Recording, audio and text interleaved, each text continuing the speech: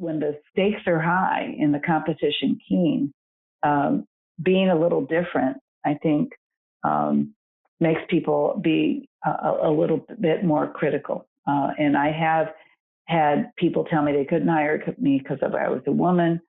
I've had some retaliation when I've stood up and said that's not fair, which, I'll never stop doing that. This episode was made possible with the support of Medtronic Aortic. Aortic disease doesn't stop, neither do you. Global aortic experts share their perspectives on this evolving healthcare landscape. Watch their video at medtronic.com/aortic partner. Medtronic Aortic, navigating change together. You're listening to the Vascular Podcast from Radcliffe Vascular. Today's host is Professor Ramesh Tripathi. We have today with us on this podcast about women in vascular surgery, four of the leading women vascular surgeons in the United States. To start with, I have Professor Julie Freischlag, who is a stellar vascular surgeon, a past president of Society for Vascular Surgery, and currently the CEO of Wake Forest Baptist Health in Winston-Salem in North Carolina. Julie, hi. Hi, how are you? Good. We have Erica Leith Mitchell. She's a professor of surgery at University of Tennessee in Memphis. Bernadette Aulivola, professor of surgery, director of Division of Vascular and Endovascular Surgery at Loyola University in Chicago. And Shipra Arya, who is associate professor and chief of vascular surgery at VA Stanford, University of Stanford in California. Welcome, all of you. It's a pleasure to have, such leading women vascular surgeons in a podcast with me. And, you're all so accomplished leaders in vascular surgery. In the beginning, I want you to describe your journey into medicine as women physicians and what support or difficulties you had in your journey. We'll start with Julie, then Bernadette, then Erica, and then Shipra. Julie. Yeah, well, thanks for asking. I do think we're all got different journeys, and we all have some background that's unique, and certainly some international flair to a couple of us as well. For me, I was born in a small town in Illinois, and my mother was a teacher. And I skipped first grade, mainly because my older brother was a year ahead of me. And I read all the books he brought home. And the reason they skipped me is I talk a lot, which you all know I do. And I was a discipline problem. So they moved me up a grade. And with that, my mom basically told me to go get educated. And I went off to be a teacher, and they closed education. And I ended up in medicine and thought I was going to be a pediatrician. But when I was a third-year student, I walked into the OR to get surgery out of the way, and that was my place. I walked in and realized this is what I do, this is what I see. And then when I was an intern, my first rotation was 2 months with Wesley Moore on a vascular service. And it was every other night in house. It was all open. We were just starting to do distal bypasses. We had carotids that had all sorts of issues because we didn't work up their hearts. I mean, it was a whole different world in the 80s in vascular, but it was so challenging. And he was so encouraging. I was his second woman fellow, actually, and there was no match then. So as I went through my career, he was just so supportive, probably one of the first sponsors I've ever had, even though back then we didn't call it that. And he really made me realize that I, too, could do whatever I wanted, not only clinically, but research-wise. And probably my second sponsor really was Jonathan Town. He hired me in Milwaukee as his number 2 person. And I ran the VA, vascular, and then the whole VA, and ran a lab. That's where I first started smoking rabbits to do vascular intervention. And that's probably when I started my leadership course and went back to UCLA as division chief, and then became a department chair, and then a dean and a CEO. So I think part of it is mine was sponsors, Wes Moore, Jonathan Town, who was incredible to make that happen. and then going off with others, such as Ed Miller, who hired me as a chair. I think the key to my career was to be a really good surgeon, right? You have to go do that first and love your patients and love what you do. And then you can go lead once people know that you're really good at what you do. And then you transfer sort of what your energy is from your own career to others. I moved around a lot. I've worked at multiple institutions, multiple universities. Right now, I'm a dean and a CEO. And we just did a new partnership with Atrium Health out of Charlotte. So now I'm part of an $11 billion corporation with 8 million patients. And we're starting a new medical school and looking at how we could do things differently. And I think this pandemic has made us all think about, what kind of things we want to continue to do and those that we don't. But it's been a great career. I was only the 6th woman in the States to get her vascular certificate. And now there's many, many more. I think we're up to over 300. So back then, very few women were vascular surgeons. And it's just so exciting to see people come behind me. Bernadette. Well, Julie, I'm glad you bring up the importance of sponsorship and mentorship. And I think we probably all can think of those instances in our education, our careers, where really figuring out the next step or, doors opening or opportunities hinge on those who have,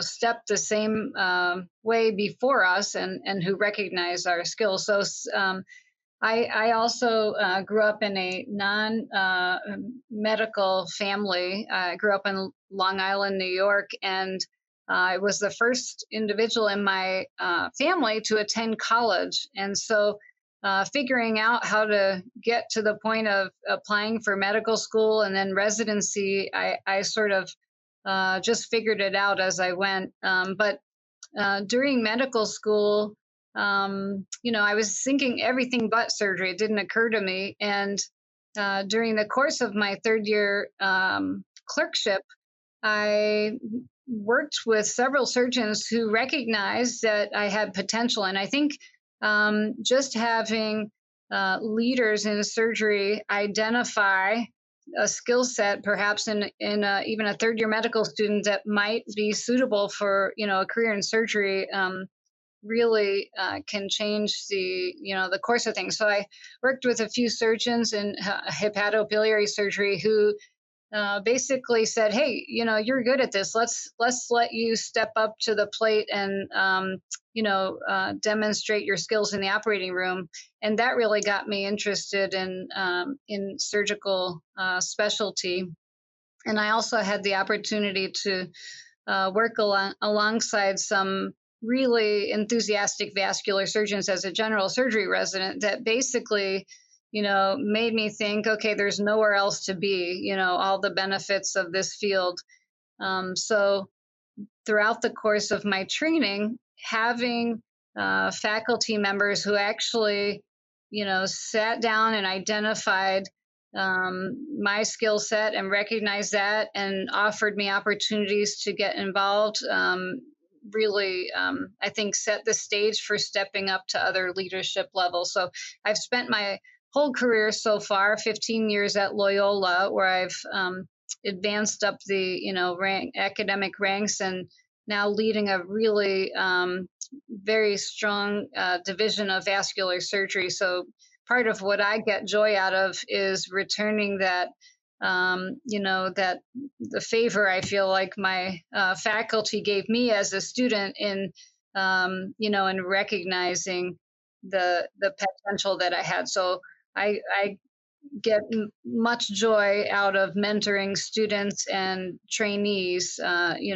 in surgical fields or vascular, just to sort of recognize the excitement of our field.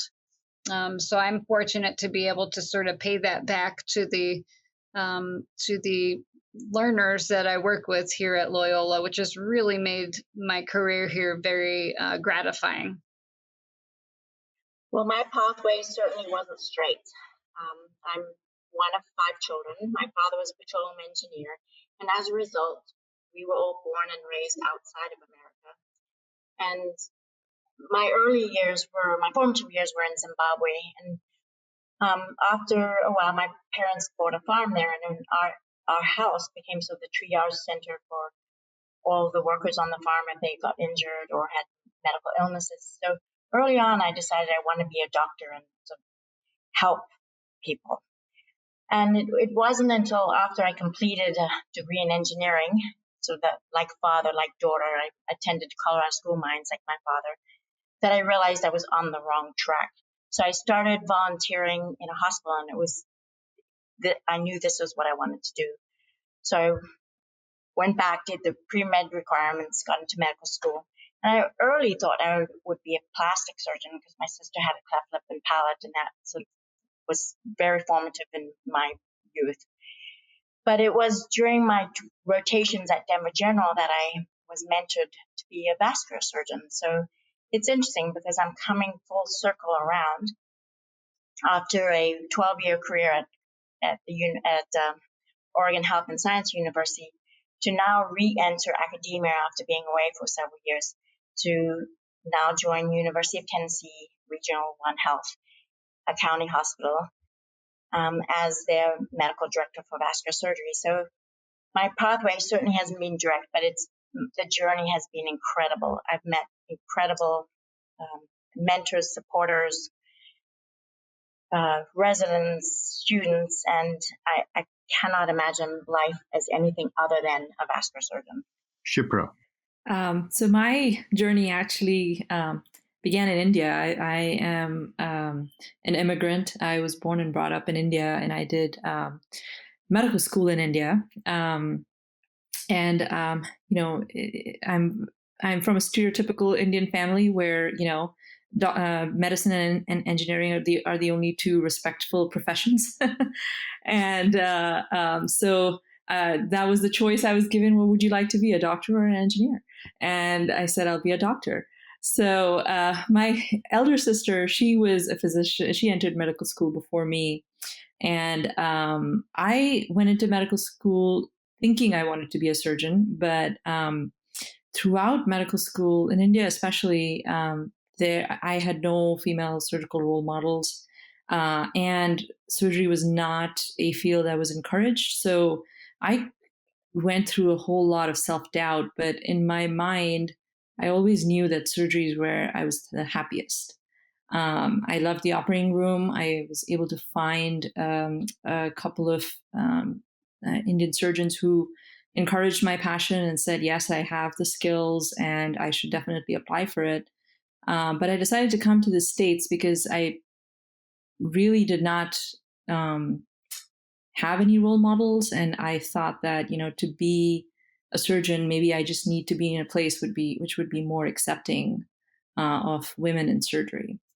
So I came to the United States with that goal in mind and met some wonderful people.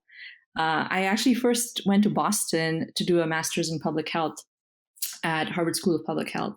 And this is a story that I've told Julie, but she came there when she was chair at Hopkins to give grand rounds at Harvard Medical School, and I attended them.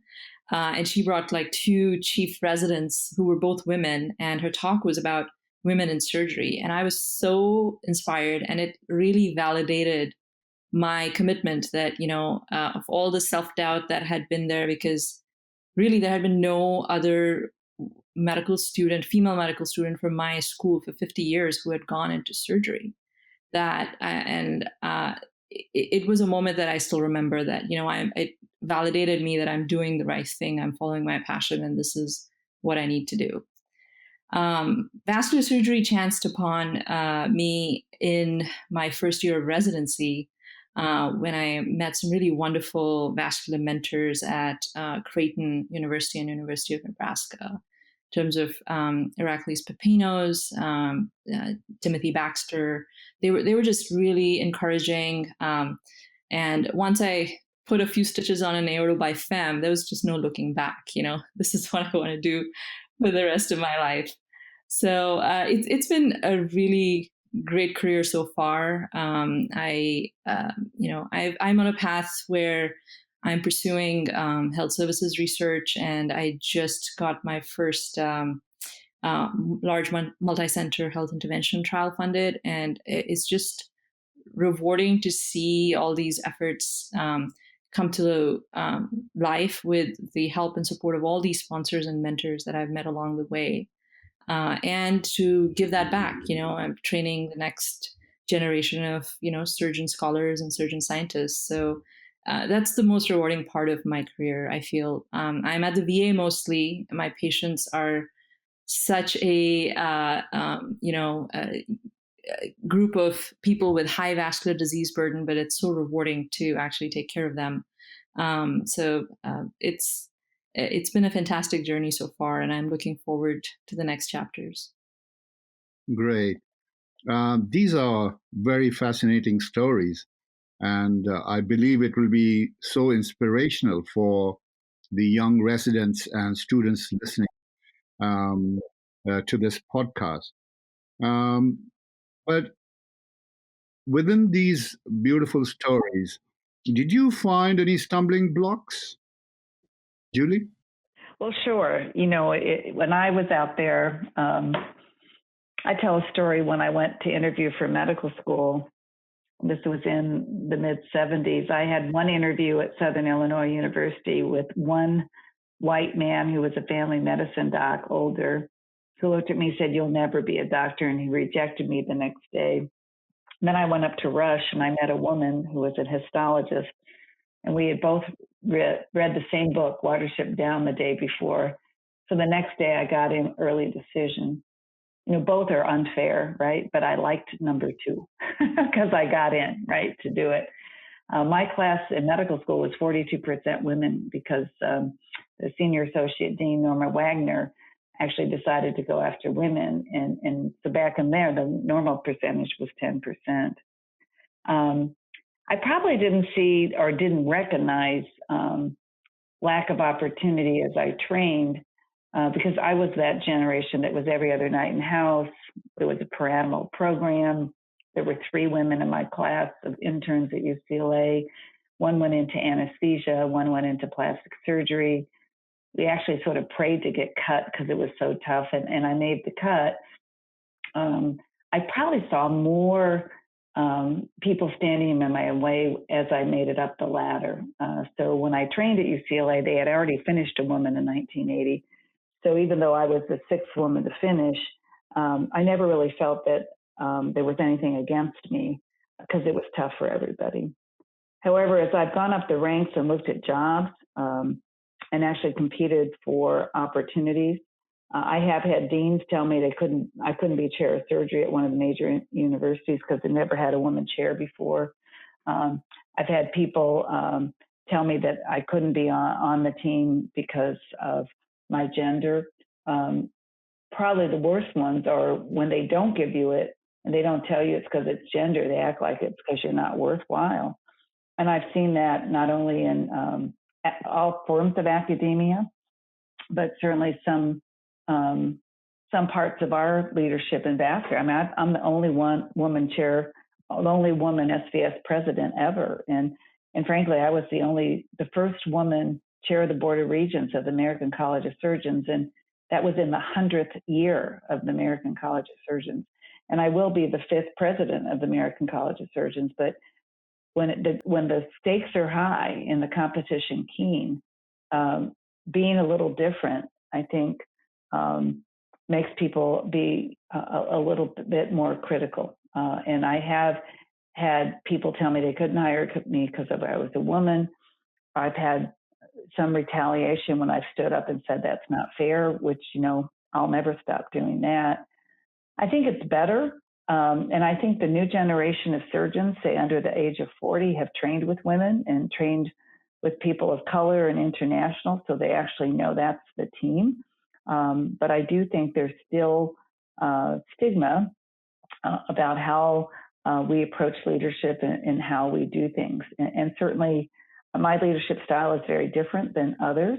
But I think partly, being transparent, being fair, being inclusive is helpful. However, looking at that, and the other women can comment on this, I actually, when someone says something stupid to me or says I can't, I must admit there's a piece of me that goes, let me show you. So when I look back at those things where they didn't let me do it, because I looked at, I don't know, 10 chairs of surgery, multiple deanships. When they say I couldn't, there was a piece to me that just said, all right, well, you're missing out. And I think if we can teach those that are perhaps a bit different to not let that think that you're not worthwhile or you're in a posture or whatever, but make them realize they really missed the boat in you. I think is because we really need more people, more women for sure, and more people with diverse backgrounds and leadership roles where you don't have that happen. And I can't think of a time where I didn't get something, but I didn't bounce into something else that was better. When I didn't get the chair of surgery at Denver, I didn't get the chair of surgery at UNC or at Michigan, but then I ended up at Hopkins. All right, that's pretty good. So part of it is that, it does bounce you to the right way, and you don't want to work with people that don't appreciate you. But I think that if you look at patient care, I tell you, Shipra is at the VA now. There's nothing like a VA patient that just appreciates any physician. And when I came through, I've done lots of my research in the VA, and those VA patients just love anyone. And they were so loving when I was a resident and so loving when I was a faculty member, when really there weren't that many women surgeons. So I do think the patients afford you that ability to be incredible as you partner with them. And I think that's where I really got my strength. And also mentoring, making sure, just like what Bernadette described, is that making sure you bring people along with you. That episode that Shipra mentioned about Harvard, I didn't ask if I could bring those chief residents. I just decided I was going to, because I had as you remember, Shipra, they were all really tall. They were all about 6 feet tall. I had these 3 6 feet tall residents. One is a pediatric surgeon at Michigan. One is a breast surgeon in Pennsylvania, and one is head of transplant surgery now in Alabama. And they were all tall. They're like 6 feet tall. So I brought these 3 6 feet tall women with me, saying this is the future of surgery. And I just said, they're here. So the other thing I've learned is you just show up and say, I'm doing this, and let people think whatever they want or whatever they say, and that you just do it your way. Well, I believe that one of the most dangerous statements anybody can make is it's never been done before, especially to give women, their place, their rightful place, if they deserve it. And also, I gather what you're saying is that resilience on the part of women, despite failures, is so important that if they keep at it and keep building their profile, success will come eventually. Correct. And I think we also need to play it forward. All 3 of these women, I actually have had conversations with. I helped Bernadette negotiate her deal. I talked to Shipra about her move. I've spoken to Erica about some of the changes she's going through. I think that's my role now, too, is to also make it a little easier so you can sort of maybe slide into it instead of climbing up a ladder. Perfect. What about you, Bernadette? Yeah, definitely, I think we all encounter the small little speed bumps, and then the bigger speed bumps. One instance of that I can recall in my career is my position currently. So as chief of our division. So earlier in my career, I think I was about 6 or 7 years out of training, and our division chief left, and the chair of my department asked me if I wanted to be considered for the position. And I did a lot of thinking about it, honestly, and most of my thoughts were about what was best for my group, my partners, and at the time I was about to deliver a baby, so I was thinking about my family, and I declined the opportunity. I basically said, look, I think my partners need a more senior leader, someone with more experience, and right now is just not the time for me. Which I was fine with. But what happened was about 3-4 years later, our new division chief came and left, and here we were with another leadership opportunity. And so when that opportunity came up, my chair didn't approach me. And when I approached the chair. And I said, you know what? I have 3-4 more years of experience under my belt. I've learned a lot more about how to run a division and lead a division. He didn't take me seriously. And he said, you know what? You weren't interested last time. I'm not sure you're ready for this, or this is the opportunity for you. So I had to do a lot more convincing, I feel like, to demonstrate my readiness for this position. So I honestly, it was not something that fell into my lap. As an internal candidate, I really had to fight for this position. And so thanks, Julie, for your advice during that time period. But, I think had I been discouraged by that, I might have, shrunk back. But I decided I was ready, and I thought I would be able to step up to the plate, and I was at a different point in my career. I think in situations where we aren't necessarily looked at as someone ready to step up for the role, I think sometimes we have to have, our own confidence to really push for what we think is the right career move. So that's just one example of a situation that I think could have gone a different way had I said, okay, I guess maybe I'm not ready. Okay, I'll wait for something else. And I think I think we've done very well here. I'm very proud of the division that I've helped to build here. So that's just one example that I can think about. When you should mention also, Bernadette, you had to clean up a mess. I mean, there was a lot of work, and I can say that. It was. And you did it with grace and style. And because I had visited during that time with your new person and all that, and you came in and you just lifted them up. You said, okay, we're going to go forward. And actually, I think that's a great lesson as we look at racial equity and all the things going on now. We could go and spend many hours in 10 years ago, but and you did a great job just moving forward. That's amazing. That's amazing. Erika, what about you? Well, I had certainly encountered this even in engineering school. Colorado School of Mines was 2% women when I started and finished engineering degree. And I was told early that I didn't belong there and I belonged in cosmetology school. And Julie, to your point, it just made me sort of put my foot down and say, watch me now. That's not who I am. And, my general surgery residency was not very many women, and I was the first women fellow in vascular surgery at Oregon Health and Science University, the first woman faculty within the division of vascular surgery, and I certainly encountered gender bias, pay inequity, and barriers in obtaining leadership positions, but I didn't let it stop me, and I again put my foot down and said, this is not the end of the road for me.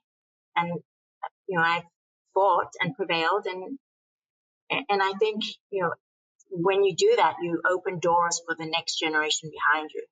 It may not impact your own life personally, but you're certainly going to have an impact down the road. And I feel like that's maybe more where I've contributed in terms of not letting these barriers stop me, and certainly pulling down some of these barriers for future generations.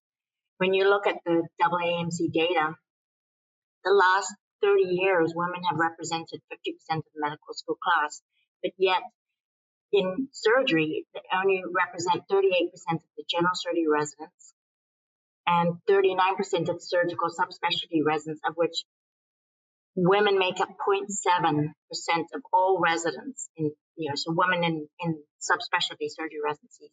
And we make up 30% of assistant professors, 22% of associate professors, and 13% of professors. And then as you climb up higher and higher up the ladder, as Julie has certainly expressed, those numbers drop even further. I mean, Julie's been the only woman who's been the president of the Society for Vascular Surgery. And how long has this society been in record? So, I do think 2020 has been a pivotal year with what occurred in like multiple events that I think is bringing focus to the issues and how we can approach them and stronger as a group versus individually. Shipra? So I agree with all the points that have been raised. I think all of us have faced adversity and bias along the way. I, in India, as a medical student, when I shared with senior residents and some faculty about my intentions to do surgery, I was verbally told that that is never going to happen. This is not a women's field, a women's job, and that solidified my resolve to actually come to the States. And I've had the intersectionality of bias of race and gender in a way because of the color of my skin, my immigrant status, and I've been told to think carefully and calibrate my expectations or ambitions based on the fact that I am at that intersection. But like a lot of Julie, Bernadette, and Erica have said that the resilience that we all bring to our work and our general existence carries us through a lot of those barriers. But in a way, it shouldn't be.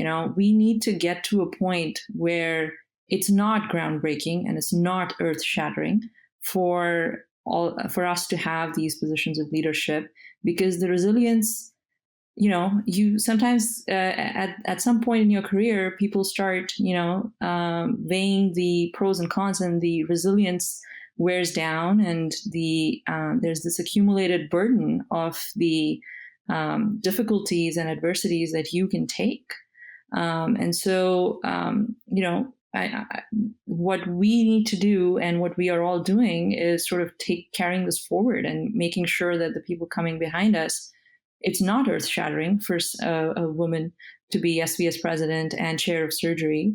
And it's not earth-shattering to, be able to take on a leadership role that you previously declined. And it's not earth-shattering to, pivot in your career, and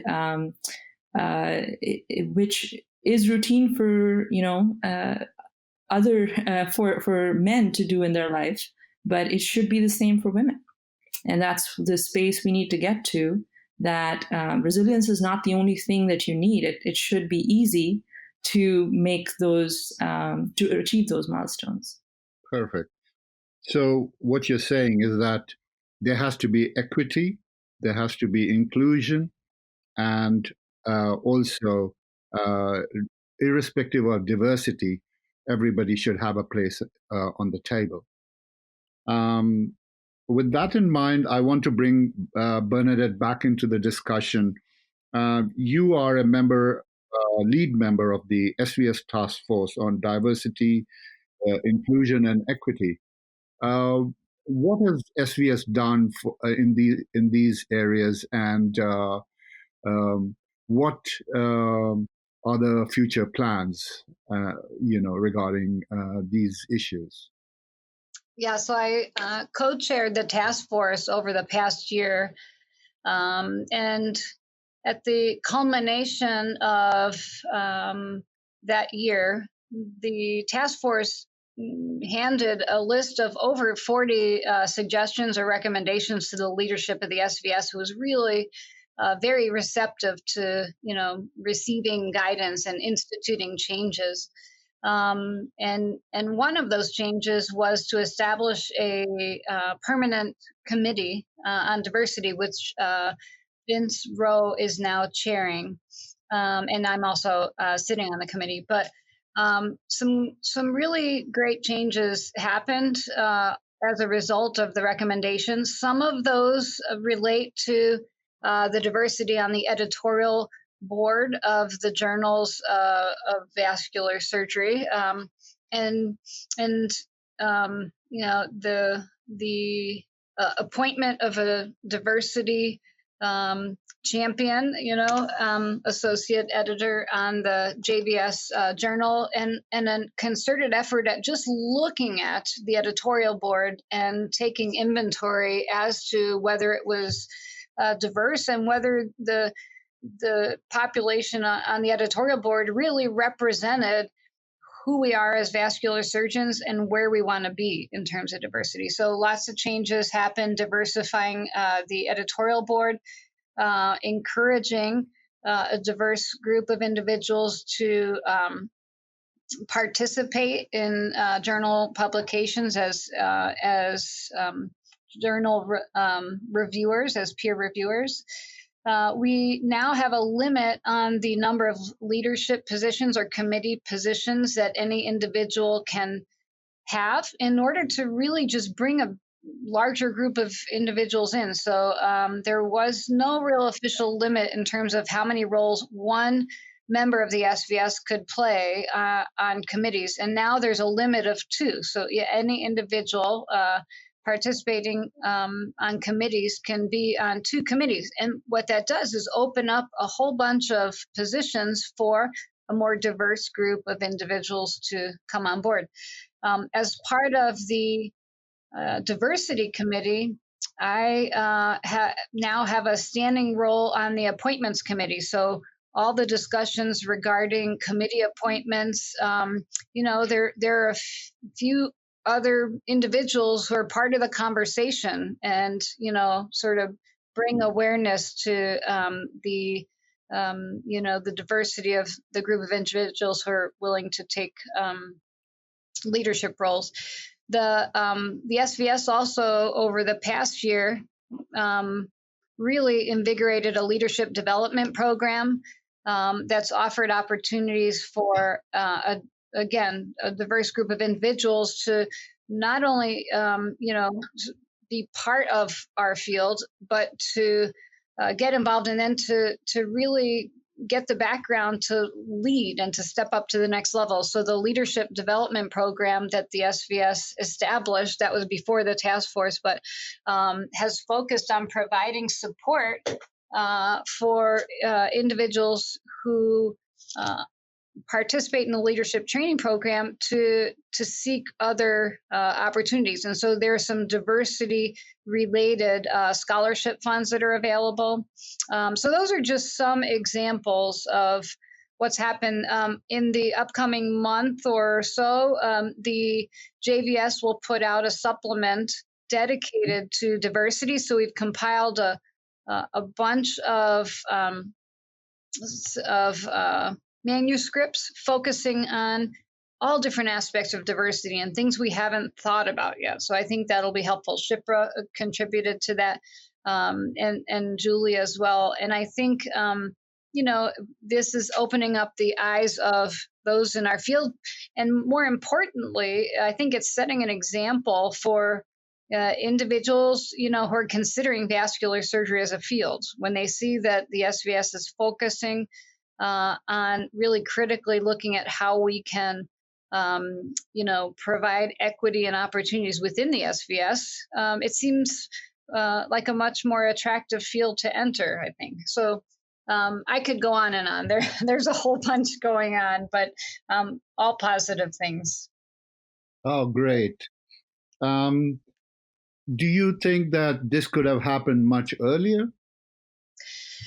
Well, it's happened early. About 10 years ago, there was some focus on diversity in a supplement, but the problem was none of the recommendations really got instituted as permanent changes in the structure of how we, do things. So we're looking at considering some bylaws changes and commitment to leadership development for underrepresented minorities in vascular surgery that will really establish a change that'll go forward. So, if we just, let's say, for example, we look at the editorial board now of JVS and we say, okay, it's not diverse enough, let's diversify it. Unless we have a system that looks at reevaluating that on a regular basis, and we let the cards fall where they may, we'll probably lose that diversity component. So instituting sort of policy changes that ensure that that the change will continue on forward will will, I think, provide support for the changes that we institute now really carrying on and not reverting back. Bernadette, I know you have to go. So thank you for your contributions. I really appreciate it. I will go to Julie now. Julie, you've been the past president of SVS. And what was the scenario at that stage in terms of,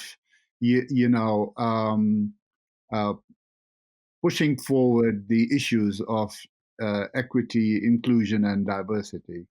And why things happened so late and had to have an environment like 2020 for things to happen?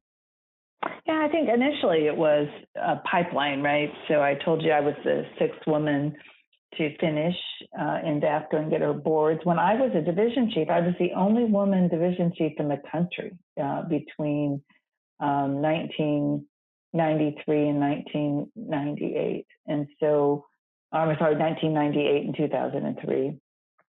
And partly, some of it is, when we go to look at things and do things, we tend to choose those that look like us. All of us do, and there's nothing better when I walk into a room and see all women. I like that, to do it. So, and also a lot of vascular surgeons, that was their end game. They were going to be a vascular surgeon division chief, and they loved it. So they stayed for a long time. So looking at term limits of some of these jobs, I think, can be very important to help turnover, similar to what Bernadette just said. How do we make sure there's turnover and acceptance to do that?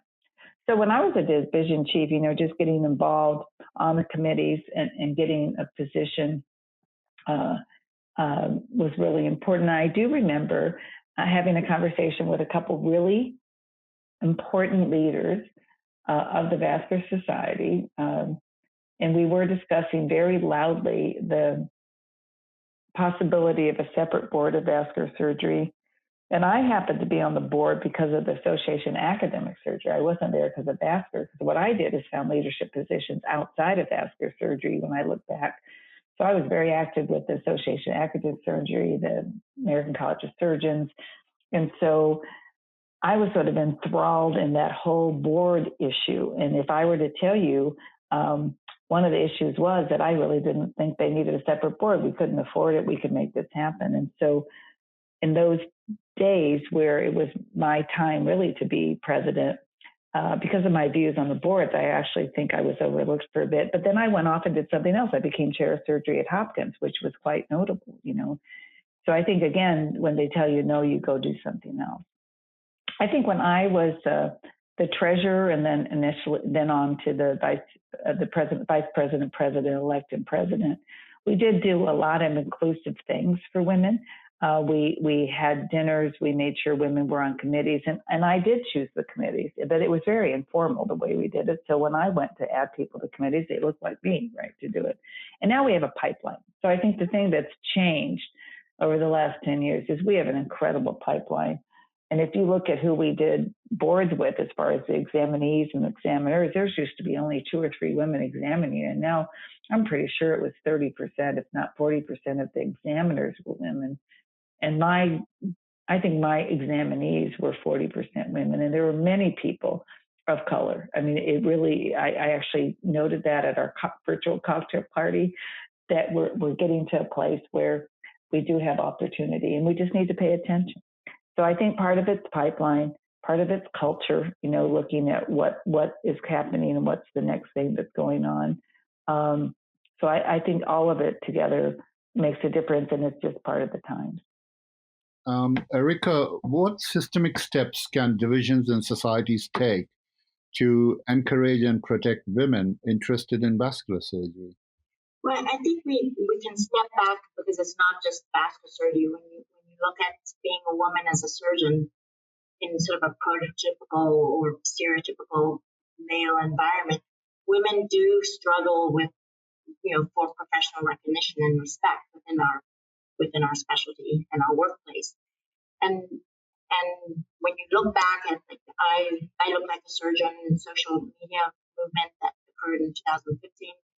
That was designed to bring visibility to women in surgery. And I think for so long we've felt overlooked and unheard and not seen and not respected as physicians and surgeons. And to raise a point of what happened in 2020, it wasn't just the George Floyd Black Lives Matter issue. One other event that was near and not so dear to my heart was the Med Bikini movement. And I think surgeon identity and inclusion were tested by this paper, and I was one of the authors for it. And what this manuscript created was an opportunity for women surgeons to demand to be seen, heard, and respected. Like Bernadette, talked about it, it brought about rampant change within SBS and the JVS. And I think really, that's what we just want to be seen and heard and treated like other male surgeons. And that, Shipra alluded to too. There's also the double whammy if you're a woman of color and a surgeon. And I'll let Shipra talk about that now. Shipra. So I think the important steps to sort of recognize that there is a problem and that something needs to be done about it, that's the first step, right? Acceptance that there exists an issue. And so the fact that the society created the DEI task force, my boss, Dr. Dahlman, is actually the president of the SVS, and I've been amazed at his commitment to, carry these efforts through and codify them within, the governance structure of SVS so that these changes are long lasting and they're not just, dependent on who is in leadership, and they become part of the fabric and structure of the SVS itself.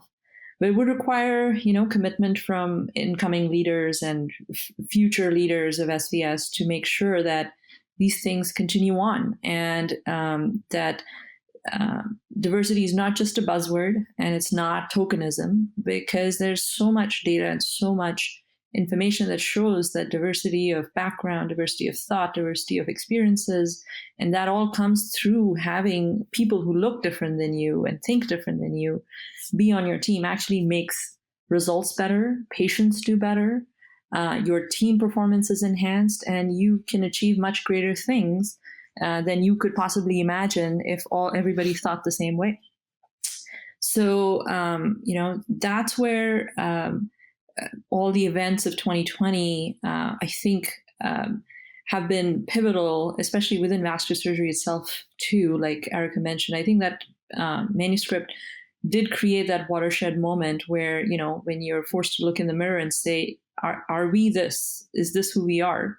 And then say, no, we're not. We're going to change things, and we're going to make sure that the efforts we had already started actually get accelerated. And everybody who then, the medical students and the residents who look at vascular surgery can see that we are committed to it. We are making the changes that are necessary, and, keep that momentum going. I think Erica mentioned about the Med Bikini, and this brought out the issue of inclusion of women in panels and editorial boards and committees. Why, in your opinion, the various conference panels, as well as editorial boards and various committees, have been slow to get women involved, and what are the things we can do to improve that? Well, I think part of it is that, you sort of choose your friends, so part of it is, you need to expand your friends and who you know. Because when I sat there, the years that I was putting things on committees, it was sitting down with the vice president, president-elect, and president, and looking at those that have self-nominated, which is good, but it was recognition of your friends. Bernadette's done a fabulous job working through all of this to get, rules and regulations and things that are there. And I think that's the biggest piece is making sure that it's transparent, inclusive. And I know when I put teams together, I make sure I look for gender, I look for race, I look for youth. I think you need to put younger people as well as more senior people on teams to do the right thing and get where you want to go. So I think doing all of that together and making people understand we have changed a lot. Now people can self-nominate themselves to be on committees. You heard Bernadette, there's limits of who can be on how many committees. And I think when we look back on what happened with that bikini and things, I think part of it was trying to bring to attention some different attitudes of what's going on, but perhaps not asking all the questions of everybody about how you feel about it. Because I tell you, I'll tell you a story. Back when I was a chair of surgery, one of my surgeons wanted to operate on his wife, a plastic surgeon. And I thought that was a really bad thing to do, So I brought it to my team, and I found out people had operated on their brothers and their parents. And this, I was like shocked. So even if you think the answer is you shouldn't operate on a family member, you'll find people that don't agree with you. And it doesn't mean that you have to change your mind. It just means that you need to ask that question to find out what's out there. So I think now there's lots of choices going on with that. And I do think there's many things we can do to support ourselves, sponsor others, and make sure you say yes a lot, and I think part of it is say yes, see what it's like, and then you can exit if you want. But I think being very visible, being very positive, and then promoting each other, I think that's the other thing we can make happen. There's only 2.5% of us that are African American that are vascular surgeons, so we need to work on that as well. So as you go with all diversity, it makes it better, just like Shipra said. Erica? Well, I do think the whole gender inequity, it's not really a lifestyle choice for women in medicine. It's really a symptom of a system that has in the past preferentially existed for men. And I do think bringing an awareness of the underlying biases that people have, whether they be conscious or unconscious most of the time, has been an eye-opening event for a lot of people in 2020, which sort of, I think, blows women's minds, that they're completely oblivious of these issues. And recognizing it's more than just understanding that biases do exist, but how can we overcome these biases? And, we've alluded to pay equity, supporting and promoting and mentoring women, and not just mentoring, but also when you look at tweets, there tend to be more tweets by men for men versus men for women. So it's a lot of little subtleties. So it's sponsoring women in terms of promoting their papers, promoting, putting their names forward to speak or to moderate or to edit. It's a conscious effort, and I think that's where the SBS and I think the women within the SBS have really rallied to bring an awareness of the issues that we've faced in the past and have not been ignored. They've just been overlooked or have not even been seen. Shipra?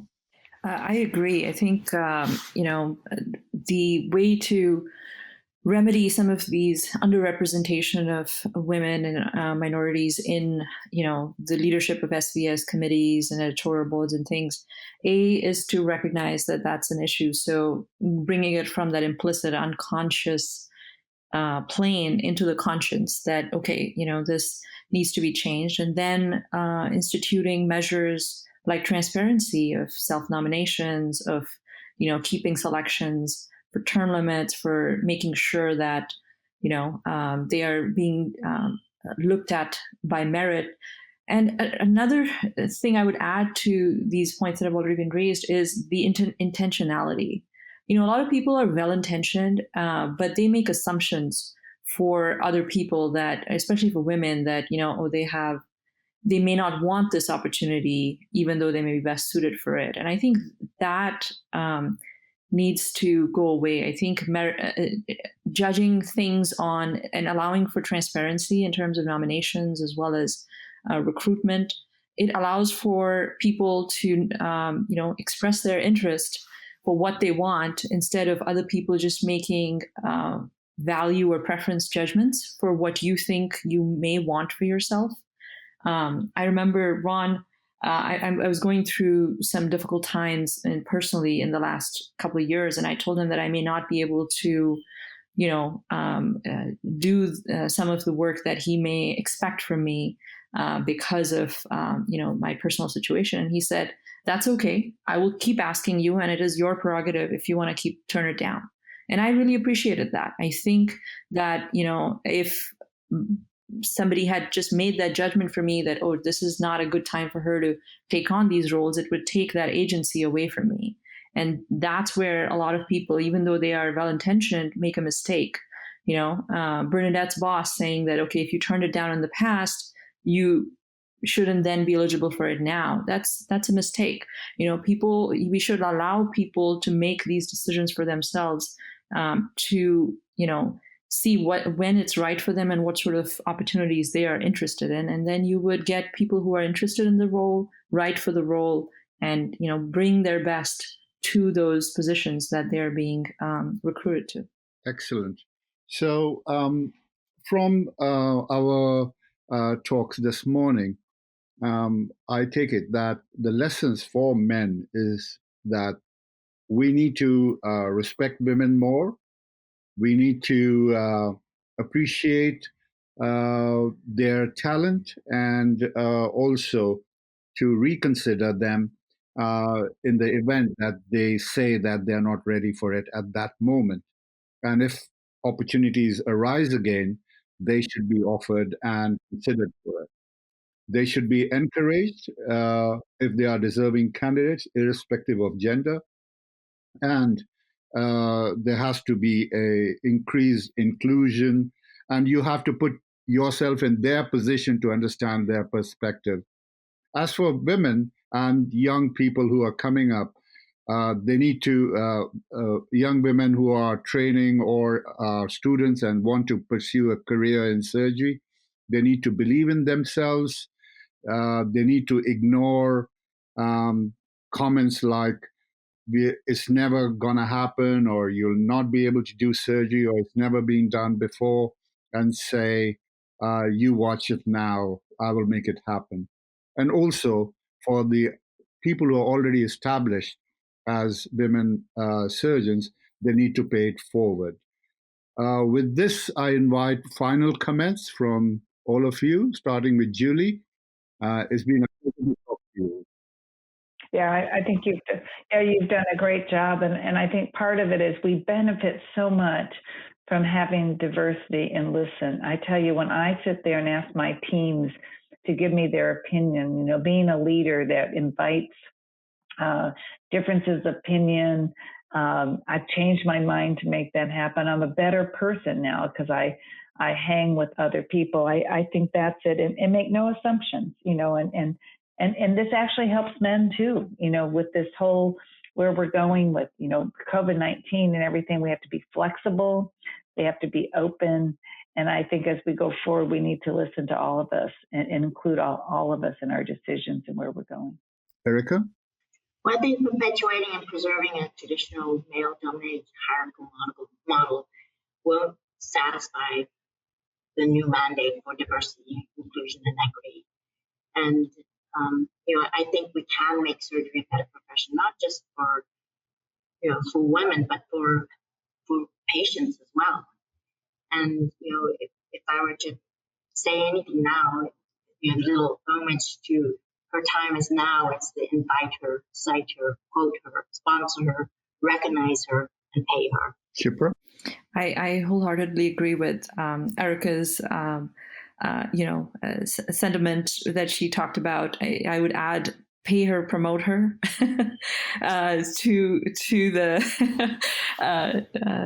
he for she diktats, as well as the mantra of sponsorship. We have to walk the walk and not just talk the talk. So and thank you so much, Ramesh, for putting this together. I think you really captured sort of the essence of the moment. Thank you very much, Julie, Erica, and Shipra, and also Bernadette, who left us earlier. I think that it's 2021, and we need to have less egos and more heart, and support and encourage and sponsor and pay equally to men, all the women surgeons out there.